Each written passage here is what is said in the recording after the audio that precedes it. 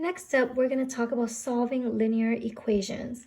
So if you look at your worksheet here, you'll notice that in topics number 7, 8, 9, 10, 11, and 12, so topics 7 through 12 are, if you notice all these problems, they all have an equal sign. So they all have an equal sign, whereas before they were just expressions. We call these expressions. So we call these expressions because there's nothing to solve. You're just making it look pretty, basically. But equal, whenever you have an equal sign, that makes it an equations. So here we're going to solve equations. So when you have equations, you're actually going to want it to solve something. You want to solve for the variable, and the variable is the letter. So here we have the introduction of letters or variables. So in this topic here, I'm going to call solving linear equations. So equations, like I mentioned earlier, equations have, the root word of equation is equate. So that means equal, right? So that means there's an equal sign in it. So whenever you see something with an equal sign in it, you know it's an equation. Otherwise, it's just called an expression. So whenever you have an equal sign, that means that you want to solve for something.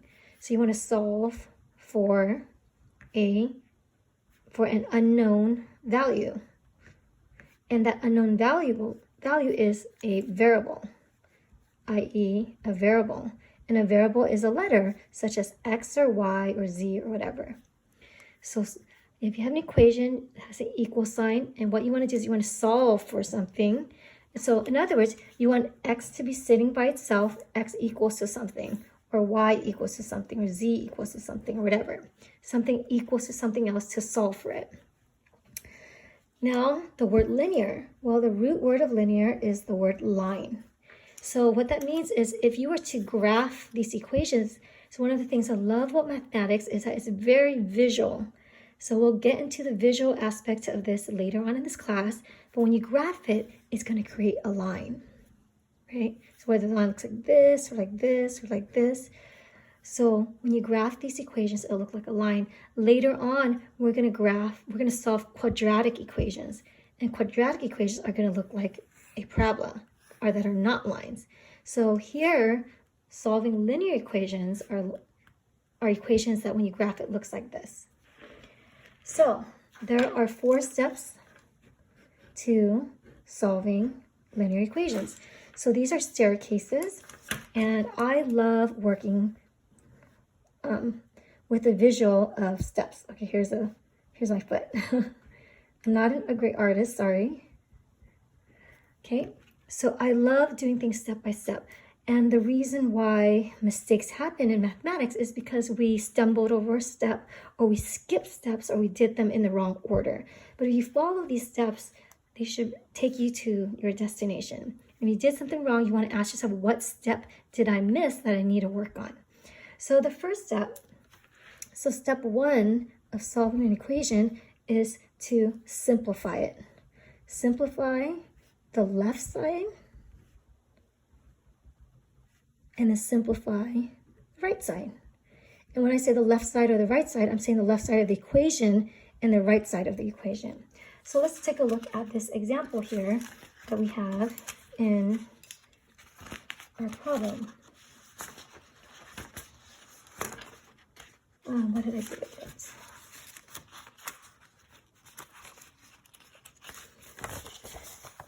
So in our example, question number 7, we have this here. So write it down. -4 times y plus 1 is equal to 7y minus 2 plus 2. So this is question number 7 in your worksheet.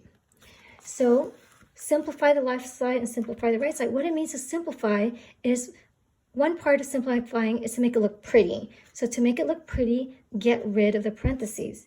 So simplifying means to get rid of parentheses. And how do you get rid of parentheses? You distribute, right? You distribute through.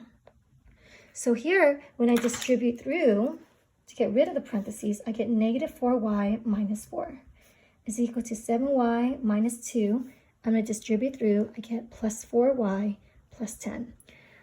And if at any point I'm going too fast for you and you're like, what the good thing about this is that it's on video, so you can always pause and rewind.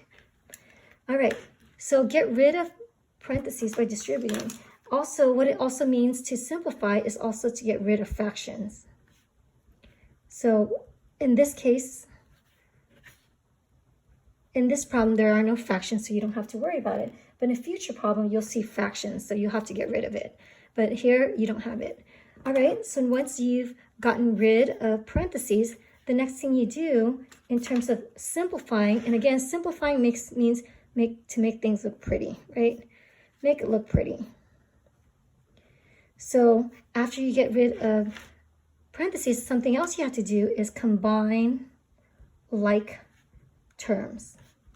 So combining like terms means that you combine things that have the same variables together or similar, or yeah, anything with the same variables together. So first I just look at the left side, negative 4y minus 4, and I ask myself, can I combine those?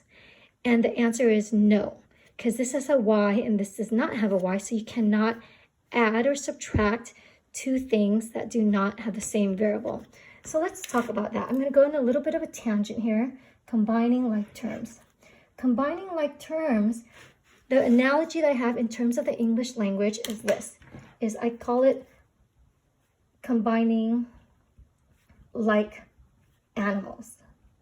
So what does it mean to combine like animals? So if I had 3 cats plus 2 cats minus 1 dog plus 4 dogs plus 1 rat, right? If this was in the English language and I asked you in the end, how many cats and dogs do you have, or rats? How many animals do you have? What you would do is you would look for the like animals. You say, okay, there's 3 cats and 2 cats. That means that there are 5 cats, right? So you would say there's 5 cats. You see 4 dogs minus 1 dog. Okay, that means there's 3 dogs. And then the 1 rat, the 1 lone rat. So what you did here in terms of the English language is you looked at the animals that were the same and you added the numbers in front of them and you kept the animal the same. So 3 cats plus 2 cats became 5 cats. It didn't become 5 elephants, right? The animal stays the same. The only thing that changes is the number in front of it. And the number in front of it is what we call the coefficient, right? These are called coefficients. So the coefficient in front of the animal is what you add and subtract, but the animal stays the same. So same story here. When I look at the left side, negative 4y minus 4, these are 2 different animals. They're the same animals as long as they have exact same variable raised to the same exponent. So these are not the same, so I leave it as negative 4y minus 4. That's like saying a cat plus a dog can't combine. Now the right side, are there any like animals? Yes, there are. 7y and 4y. They're the same animal because they are the same letters. So 7 cats plus 4 cats is 11 cats, or 7y plus 4y is 11y. I have negative 2 plus 10. Those are similar animals as well. Combine those, I get plus 8. So now the left side looks pretty. The right side looks pretty. So now I'm done with step 1. So now let's look at step 2. So step 2 is where you want to decide which side you want your variable. So do you want it on the left side or right? So here in this problem, you have negative 4y minus 4 is equal to 11y plus 8. So that's where we left off with step 1. So step 2 here, I see there's a y here and there's a y here. There's a y on both sides. So I need to decide, where do I want my y's? It doesn't matter where you want it, just make a decision. So in my case, I'm going to say, okay, how about I want my y on the left side? So here's my thought bubble. I decide I want it on the left. And if you want it on the right, that's A-okay as well. Once you decide which side you want it, what you're going to have to do next is move. So decide and move, right? So once you make a decision about something, take some action. So move all terms with the variable on that side or to that side. So if you want all y's on the left side, you're gonna have to move everything. And you do that by adding or subtracting. So let's take a look at this. Negative 4y minus 4 is equal to 11y plus 8. So this is why adding and subtracting is so powerful. So here, negative 4y minus 4, what does not belong here? The negative 4 doesn't belong here because it doesn't have a y. And remember, I only want things with y's on the left side. So the negative 4 does not belong here. I need to get rid of my negative 4. How do I get rid of a negative 4? How do you make this become a 0? To get rid of it, you want it to become a 0. Well, what you do is you add its opposite. So here I'm going to put add its opposite. So when you add its opposite, negative 4y, if you add its opposite, it's plus 4. Not 4y, just negative 4 and plus 4. Because what's negative 4 plus 4? Poof, 0, right? Negative 4 plus 4 becomes 0. And the rule with math is whatever you do to the left side, you must do to the right side. Because this is an equal sign. So an equal sign means that it's balanced. So if you have a scale, right? If you have a scale, one is, if it's like this, if you added 4 to one side, you're going to get heavier. So you also have to add 4 on the other side to make it equal. So whatever you do one side, whatever you do to one side, you must do to the other. So that's kind of like fractions, right? When we talk about fractions, whatever you do at the bottom, you do the top. Same thing with equal signs. That means it's balanced. Whatever you do one side, you must do to the other side. So if I added 4 here, then I also have to add 4 there. So what happens as a result? So this becomes 0. So I get just negative 4y on the left side. On the right side, I add 4. Well, what can I add 4 to?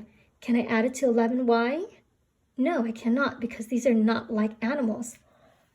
But I can add it to the 8 because these are like animals. So as a result, I get 11y plus 12. 8 plus 4 is 12. All right, next up, I'm still on this step 2. I want all my y's on the left side. Now, look, so here's just the y. I'm happy. Now look at this side. What does not belong here? The 11y. The 11y does not belong on the right side because 11y needs to be on the left side. So what am I going to do? I need to add its opposite. So what's the opposite of 11y? Minus 11y. Because when you add these, it becomes poof, 0, right? 11y minus 11y is 0. 11 cats minus 11 cats is 0 cats, right? 0. And whatever you do to the left, you must do to the right. So when you do that, the right-hand side, this is 0, this is 12. Negative 4 minus 11y, we can combine these because these are the same animals or like animals. So I get negative 15y. So now I'm happy because all the y's are on one side and there's no y's on the other side. Step 3. So we're almost done. So in step 3, now we want to, the last step here is that we want to solve for our variable by dividing both sides by the coefficient. So if you think of the word coefficient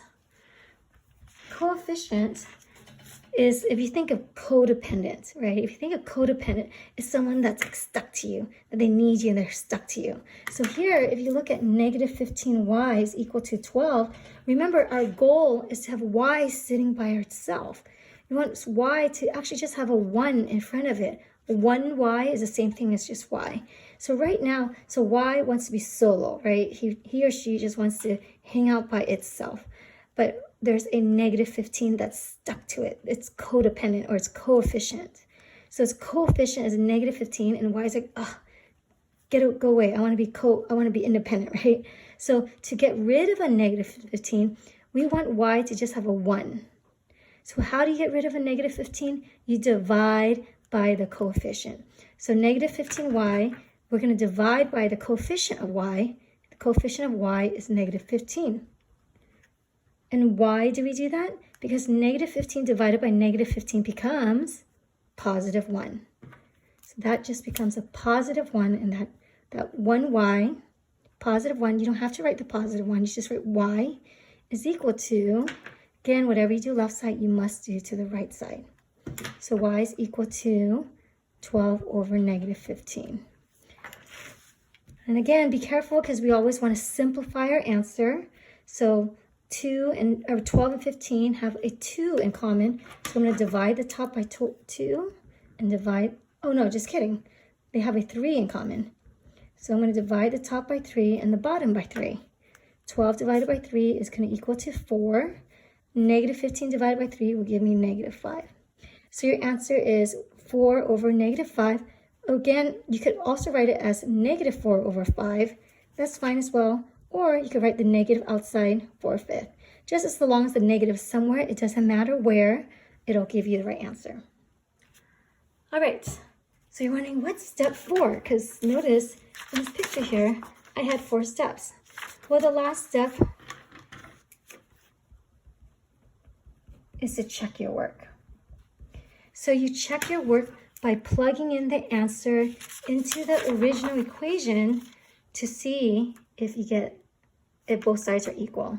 So just for now, just for the sake of time, I'm not going to plug it in, but what you're basically going to do, you're going to plug in negative 4 over 5. You're going to plug it on the left side.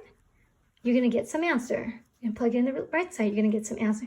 And you're going to say, does the left side equal to the right side? Are those two balanced? So you should have the same answer from the left side and the right side when you check your work. So again, that's optional to do. You're technically done at step 3, but if you want to just double check, especially when it's a test, make sure you did it right, you could always check your work by plugging it in.